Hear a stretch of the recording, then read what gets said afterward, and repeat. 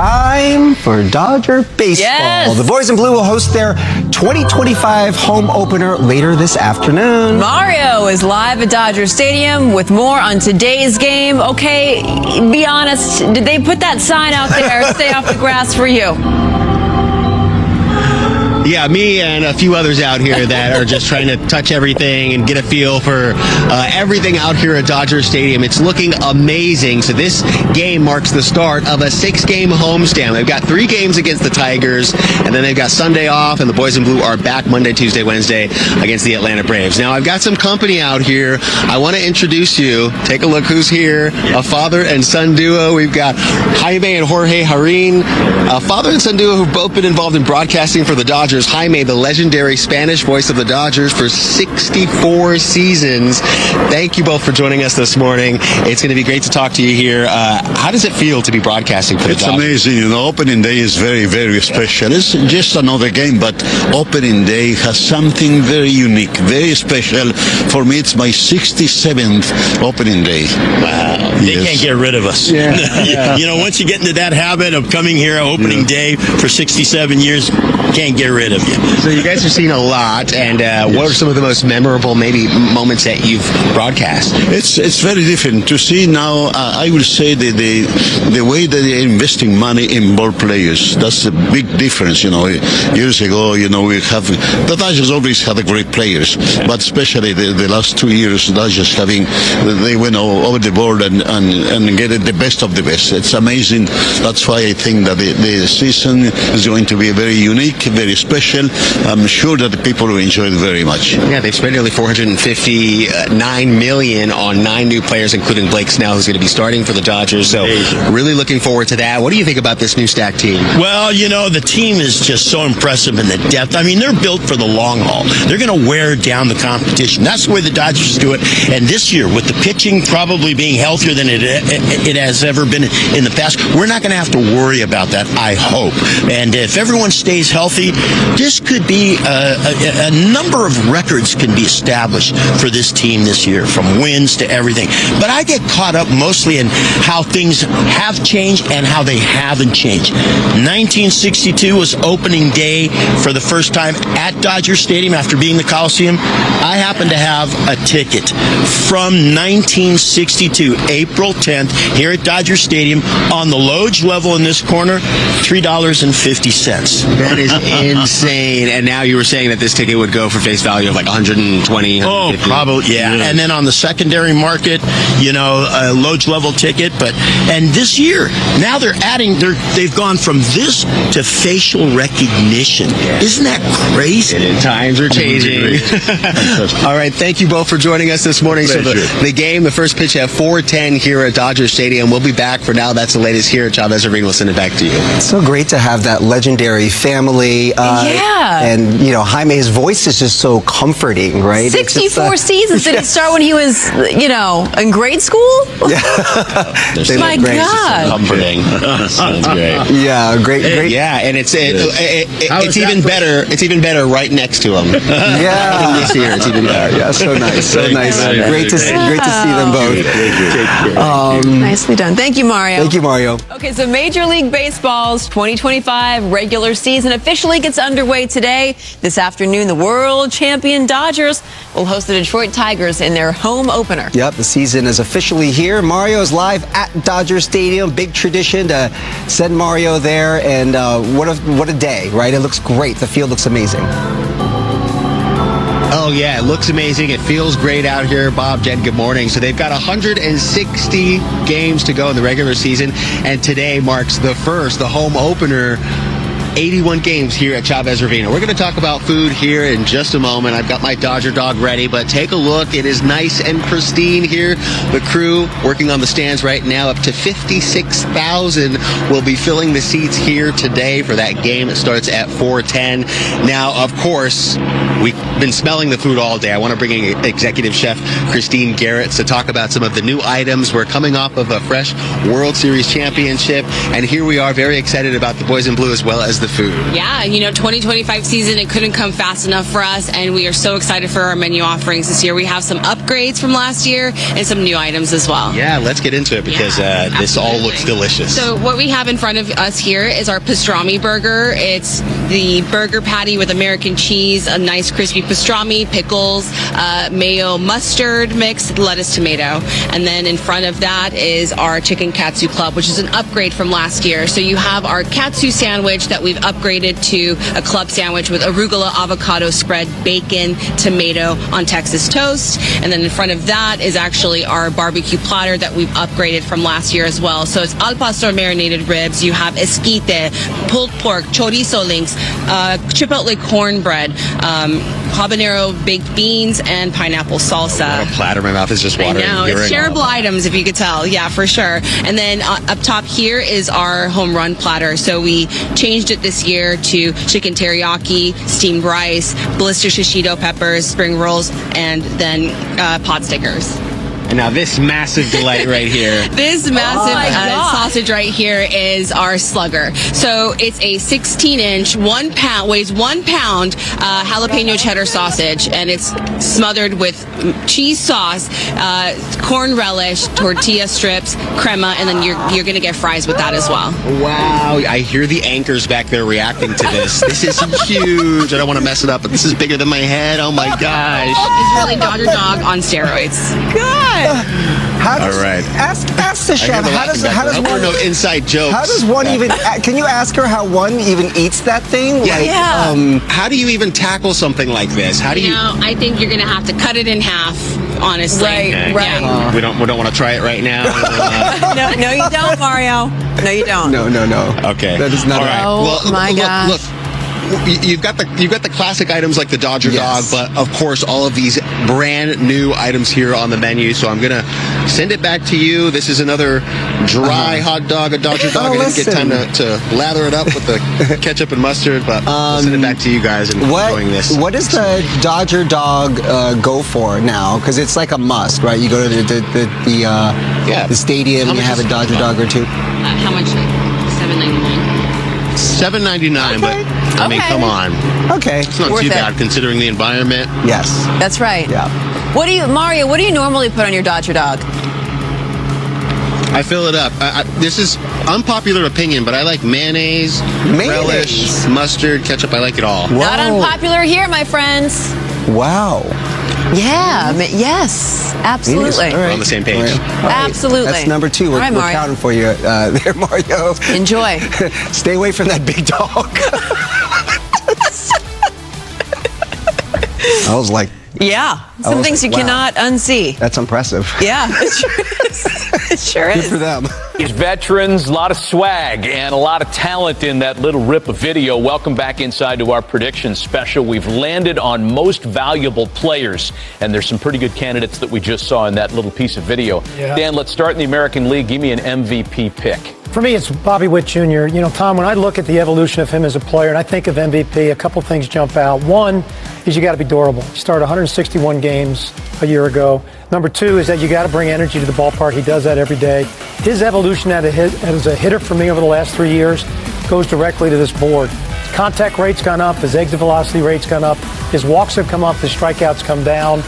So when you do that and you combine that with what we're going to see in this video, you get an elite player. So, Tom, tell me what you see when you see him, because what I see is just an explosive offensive player. Well, I love that chart you showed, the improvement, because that pitch to me, his biggest improvement, because pitchers used to get him out on fastballs up. He made the adjustment with his posture in the box and got on top of that. And now you're seeing, Dan, this is a guy who could leave any part of the baseball field. Yeah, I mean, again, and he hits all kind of pitching. I think it's even going to be better this year with Jonathan India hitting in front of him. But I will say, Vinny Pasquantino needs to stay healthy behind him, because I would not pitch to this young man if I had an opportunity to pitch around him. So now we're going to get into the other 2 parts of his game. You want to see his greatest growth? Look at his defensive growth over the last 2 years. Won a Gold Glove last year. And it's not just that he can make spectacular plays, Tom. He now makes the routine plays exceptionally well, as again we'll see in the video. Look at the physicality here, by the way. Routine play. Sets his feet, doesn't overthrow the ball. And oh, by the way, best arm strength in the game at this position. Wow. Flat-footed, falling back, throws a seed to to first base. Athleticism for the position. Look at the closing speed on that play. So really, Tom, just a fantastic player defensively, and again brings the energy to his defensive part of the game that's infectious with the players around him. Yeah, and you mentioned the speed on the bases as well. I mean, this guy does everything that reminds me of a prime Mike Trout. I say that because I see his athleticism on the field, and I'm saying, who else on a baseball field on a nightly basis do you see this package of skills? That's when I saw Mike Trout making plays in the outfield, hitting 450-foot bombs and stealing bags. I'm now seeing Bobby Witt do those kind of things. And as Dan said, he plays every darn day. So I'm with you. It's hard to pick against a guy who last year had an unbelievable year and I think just keeps getting better. You know, Matty, one of the criteria I have for an MVP, does he make the players around him better? So is he a great player, but does he raise the level of play of everybody else around him? At 23 years old, this young man actually did that for his team last year, and there's no doubt he'll do it again this year. I don't know that we've done a prediction show in the last 5 years where somebody hasn't said, at least one person, Aaron Judge. You guys both have Bobby Witt. He is one of the shorter shots on the board. In fact, right there with Aaron Judge as a betting favorite at plus money. You got to go to plus 800 to find Gunnar Henderson, Corey Seager, Vlad Guerrero Jr., the favorites in the AL MVP race. Let's talk about the National League. We have to put the disclaimer on it that whenever Shohei Ohtani does both, whenever he pitches and hits, he's always in line to be an MVP candidate. Does he make it a fourth in the last 5 years? Does it hinge on his pitching? Because last year he won an MVP just as a DH. Oh, just as a DH with massive numbers. Give me a National League MVP pick. Well, it has to be Shohei because I think, Matt, he's going to start, say, 15 times, and he's going to hit 40-plus home runs. That's an MVP. Who else is going to have the kind of numbers he's going to put up? Now, he's not going to steal 50 bases because he is going to pitch. We'll probably see him by the end of May. And I think he's going to be dominant when he's on the mound. So let's do this exercise then, because I think we'd all agree that he's the guy.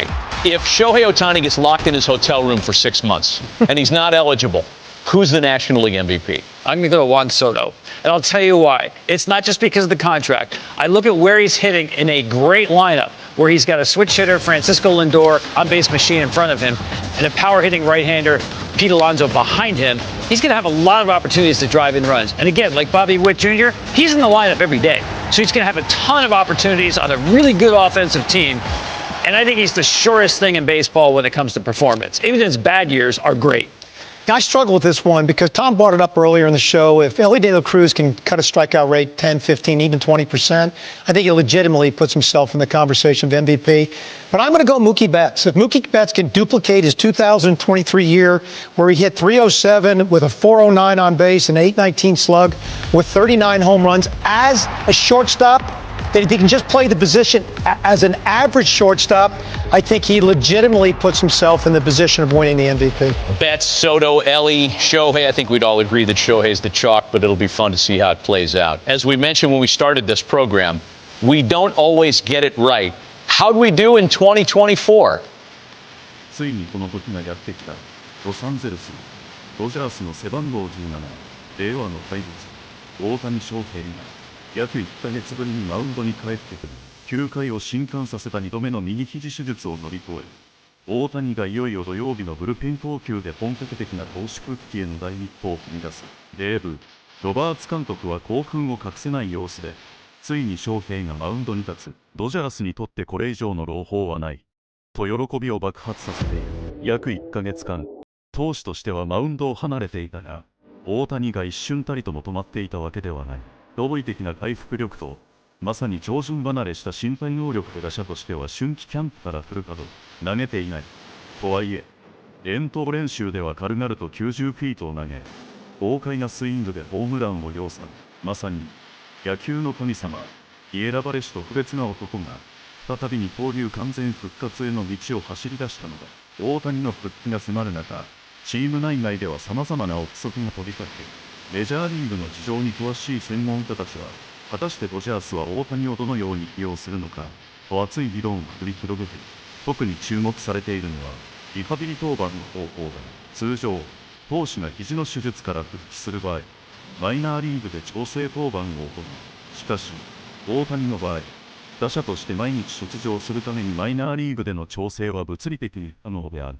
この問題について、大リーグ随一の情報通りジェフ・タッサン記者は、前例がない大谷翔平の調整方法は、球団の手探り状態や、シミュレーションゲームやブルペンでの調整しかな、と分析。まさに前人未到の道を切り開く大家だからこそ、この課題を自らの直感と肉体との対話で乗り越えていくことに、ドジャースの球団関係者は口を揃えて、翔平ほど自分の身体を理解し、調整できる選手はいない。彼自身が最高の判断を下すだろう、と絶大な信頼を寄せる。そんな中、野球界だけでなく、世界中がさらに注目するニュースが飛び込んでいる。昨年ワールドシリーズを制覇し全米を沸かせたドジャースが、間もなくホワイトハウスを訪問。そこで大谷翔平などなると、トランプ前アメリカ大統領と歴史的な対面を果たすことが明らかになったのだ。この対面は単なるスポーツの枠を超えた、米国と日本、そして世界をつなぐ特別な意味を持っている。